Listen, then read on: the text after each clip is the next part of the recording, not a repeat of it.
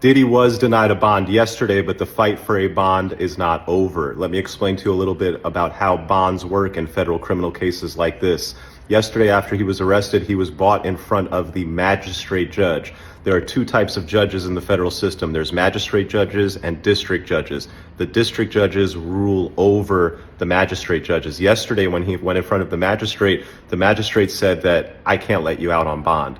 The stuff you're accused of happens behind closed doors, and there's just no set of conditions I could possibly put, home confinement, GPS monitoring, that would ensure that you're not going to be up to your old tricks.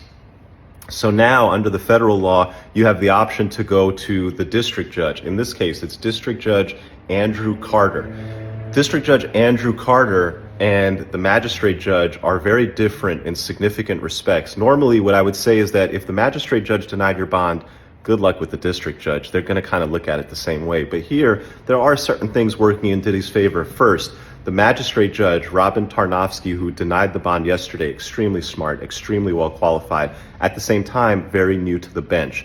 She was appointed to the bench in November 2023. She has an extremely limited amount of experience adjudicating bond applications. Judge Andrew Carter, completely different. He's done who knows how many bond applications. He's been on the bench for years. It's possible that that difference in experience is going to make them approach this situation very differently.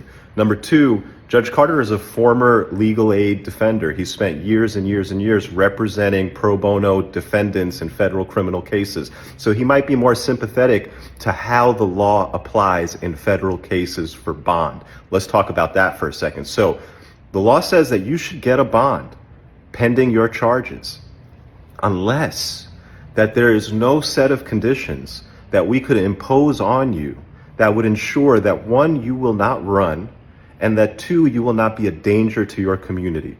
Now, I think everybody agrees Diddy's not running. He's put up enough things like his passport, selling his plane, $50 million bond, that everybody in that courtroom agrees he's not a serious flight risk. He's going to stay here, show up to court.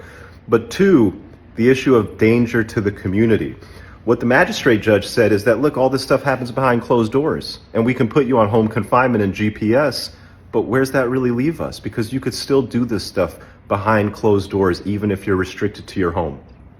Here, a couple things going for Diddy's favor. One, you obviously have a different judge who's going to look at it and just might see it differently based on their experience. But two, as part of this appeal, they're putting up some additional conditions. They're saying to the judge that, look, not just home confinement, not just GPS monitoring, we're not going to let him have any female visitors.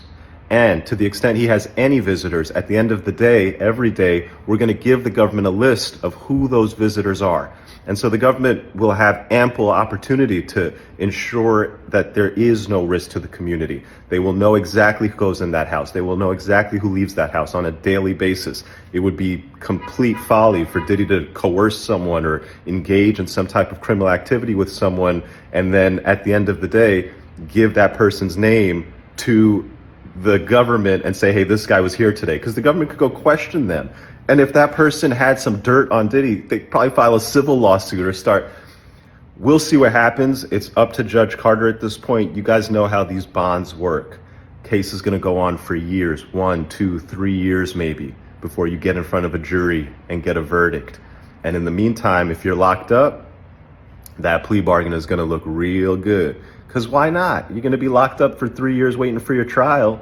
Why don't you just take a plea where it's like 5 or 7 years? Bond means everything in these federal cases.